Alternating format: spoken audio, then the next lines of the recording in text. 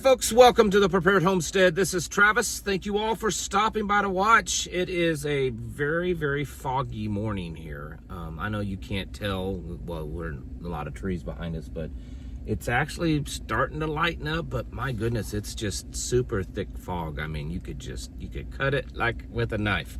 And it's just and we're supposed to have rain, I think, probably for at least the next 2 days off and on here in the Ozarks. So if you live in the area, and a lot of you do, just be ready for it. It's that time of the year for the wet season to come in again. And that's not a bad thing. Don't complain. It's good. Also, just wanted to remind you that we have our last public training class available for the year, November 16th. It's an all-day class. It's a Sunday. We're covering our mass casualty care triage. This is where we're going over what to do when there's some type of mass casualty event, whether it's an active shooter, a terrorist attack, a natural event, and how to go in and do rapid triage, rapid assessment, and do those rapid life-saving techniques that are needed when you have multiple victims, because the dynamics very much change when you have multiple people. And so we do that. It's a classroom, hands-on, and then a live drill, intense live drill afterwards. So that class is available. Still have a few slots open. It's $100 for the class, which is extremely reasonable, and that will include your lunch for the day. So there's a link down in the comments section below where you can sign up for that. Like I said, there are a few slots still left open. So speaking of training, that's what I've been doing here. I did one last night, and we've got another training tonight. And this isn't necessarily public that I announce. It's more for just local folks. But good stuff going on with that. Not the same thing as the class that just spoke to you and offered, but it is some good stuff that we're working on. And it's necessary because of what's happening. And these are local folks that live in this county, in this area, that are wanting to take on some training. And I'm telling you, these people, they're waking up. They're aware of what's going on, and they're very concerned because of just so much stuff happening. And the direction of where things are headed. And and this is, I mean, you're not going to find a much more red county than the county that I live in, trust me. So, we're not talking about big city, liberals and stuff. But anyways, also Hurricane Melissa down in the Caribbean, that thing is ginormous.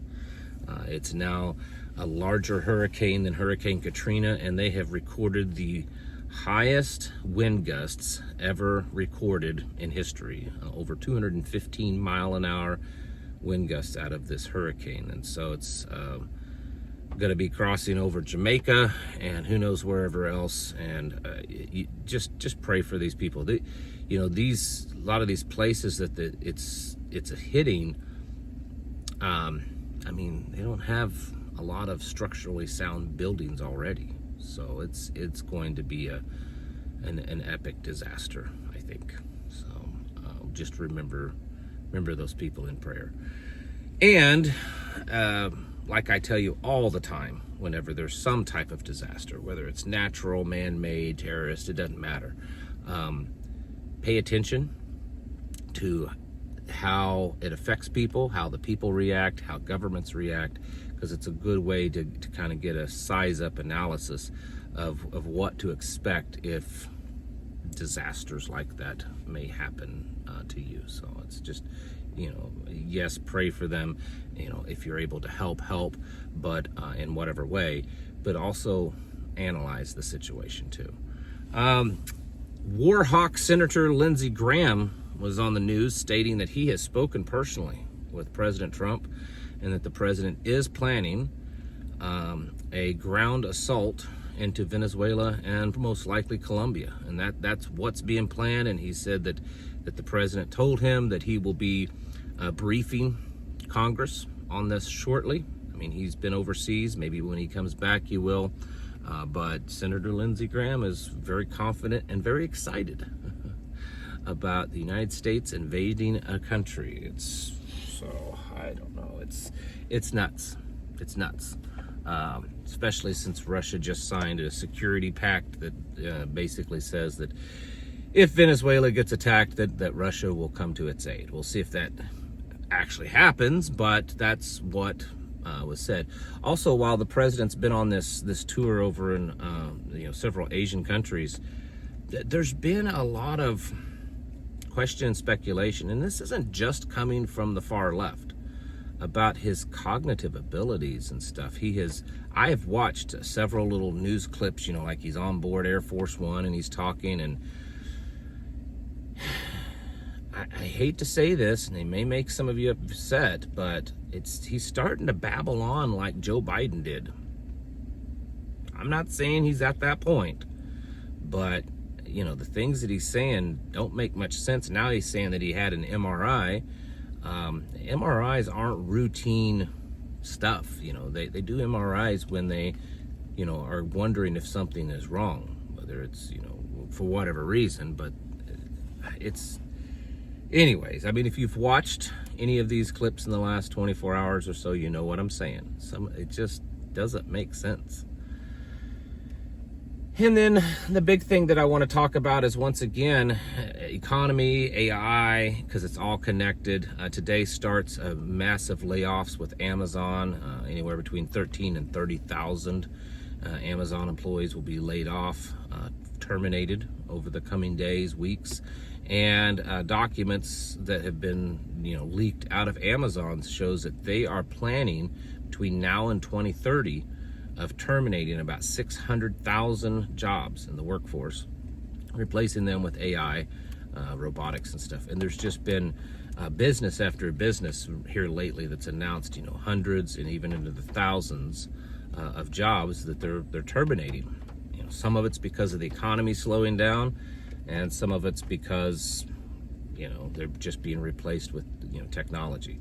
Also, there's starting to be kind of a growing trend of videos online, and of course these could just be for clicks and all that kind of stuff. I understand that, but of a lot of people that claim that they receive food stamps, and that if they don't get their food stamps come November 1st, that they're just going to start looting and stealing things. And this is what I'm talking about. It may not happen. It'll probably happen at least at the very minimum in a small scale, little pockets, but it could get widespread. There could be protests, and there could be violence and looting and all that kind of stuff, depending on how bad things go.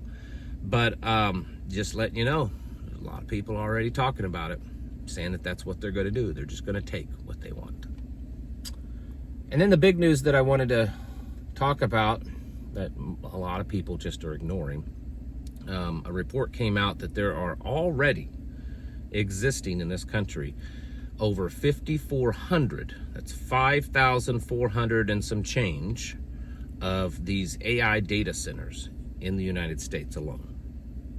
In fact, if you took every other nation, including China, Germany, Europe, all of that, if you took all of their data centers from all over the world and combined them, we still in the United States have more data centers. And those are the ones that already exist. There are currently over $40 billion in projects of building new data centers.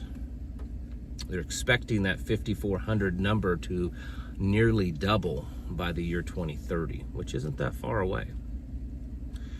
Now, and I said yesterday, the economy, if you remove AI data centers and you remove all of the AI-related tech companies from the economy, it shows economic growth at only 0.01%.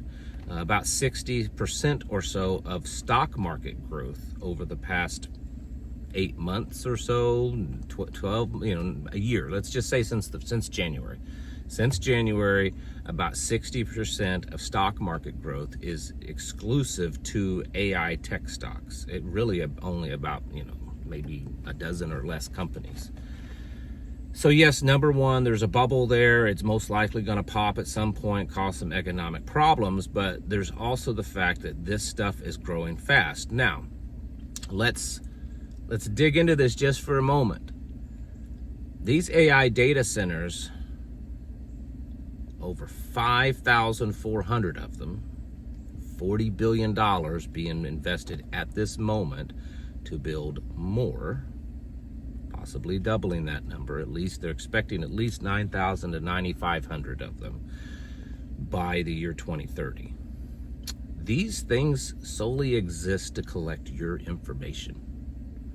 I remember over a decade ago that I was, before I was on YouTube, and I was doing blogging, and I was doing podcasts, and I was on radio shows. I had a small radio show for a little while, and don't even try to go find it. I have tried to find a record because I have maybe just a few little audio clips, but there's nothing online with where you can go listen to it.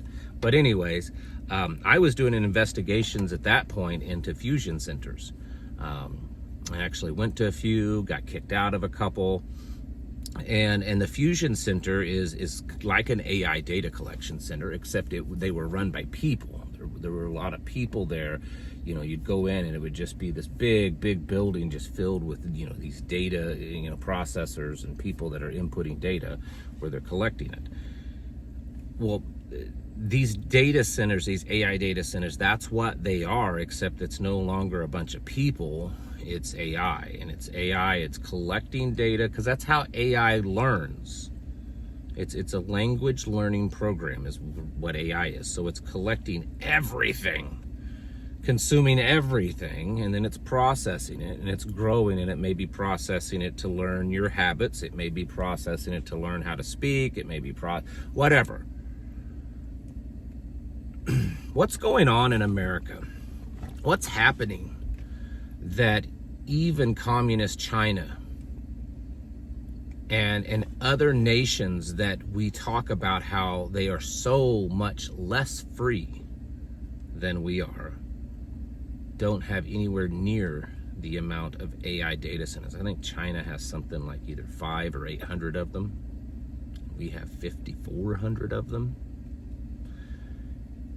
And we want to believe that America is such a free nation, that we are the beacon of hope, that we are that city set on a hillside, that lighthouse of freedom. And we have dozens to hundreds of times more of these AI centers that basically they're just collecting everything there is to know about you and everything else. That's not free. That is a massive, high-tech police state. Because, and you could say, well, I don't know, just because they're data centers doesn't mean it's... What are they using that data for? They're using it to sell you things. They're using it to get you to buy things. They're using it to grow AI, but in the end, it's using it to control, manipulate, to spy on you, to figure out who you are, what you're doing, and what your next move is. That doesn't sound very free to me. And I just want you to think about this, folks. Of the 200 or so other nations on this planet, if you add up all of their data centers, the United States still has more. Still has more, and is growing rapidly. And some of these data centers are insanely massive. Insanely massive. Meta, Facebook, plans to build one that the data center itself will be 80% the size of Manhattan Island. Think of that. All those buildings and skyscrapers and stuff on that island, and their data center is going to be 80% of all of it. This is insane, folks. And people think that because the president, or because the next president, or because this or that, things are going to change and it's going to get better and we're going to be free and it's going to be this kumbaya. No, we're not quite at the beast system in the end times and all. Hello? What's all this about? It's certainly the hundreds of billions of dollars that's been dumped and that will be continued to be dumped into developing all of this. I mean, they're talking about, Google just yesterday announced that they're contracting, I think it's in Illinois or Iowa or somewhere, a nuclear power plant that had been shut down. They're going to start it back up again, and all of the electricity from that is going to Google, so that they can run their AI data center. And they're talking about building more and more and more. I mean, that's part of what a lot of these wars are about, is so that they can collect the raw materials needed to build more of these power plants, nuclear power plants, small. I mean, they're talking these micro nuclear power plants. I talked about that a few weeks back. Actually got to go visit and talk to a scientist about all that. And we think that things are going to improve, and that we're not quite at the end yet, and that, you know, we're still decades away from, you know, possible collapse or possible end times, or maybe centuries away. You need to wake up, folks. 5,400 plus AI data centers currently operational, with $40 billion currently at this moment being put into developing and building new AI data centers. And there are hundreds and hundreds planning to be built yet still. We don't live in a free country anymore. We haven't for a long time, and it's gotten much worse. It's an illusion, this illusion of freedom. And America may be the worst now when it comes to that. You know, they've set up the farm in such a way that you feel free, but really you're absolutely, completely controlled and manipulated. And here's the thing, that without going into a longer video, is there's so much manipulation that you don't even know. You don't even know that when you're online and you're purchasing this or that, and you're like, oh yeah, I need to get that. Oh, I forgot about that. Or, you know, just whatever, you know, your phone brings stuff up, you know, suggests a friend, or suggests this, or shows you this newsreel, or shows you this that changes your ideas and thoughts about that. That's not just coincidental, folks. That's being purposely done, and it's being driven by artificial intelligence. And it has for a while. And people just believe that it's okay and it's normal, and that it's not really happening. It's just an algorithm that's running it. And, you know, AI isn't some all-knowing creature. It's just an algorithm that's controlling and manipulating you. And you need to wake up to it. And you need to start preparing. And like I've told you for years now, your preparations, your end contingency plan needs to be, okay, when I need to cut the ties and sever myself from society, how am I going to survive? That may not be now, obviously, and there may be steps progressing to that point, but you need to be, you know, that is your contingency. That is your, you know, continuity of you plan, is at what point when that happens, how can I survive? By severing the umbilical cord, because we all have it. Some more than others, but everyone has it. Folks, it's time to get your houses in order and to prepare yourselves mentally, physically, and spiritually. Thanks for watching. Catch you in the next video.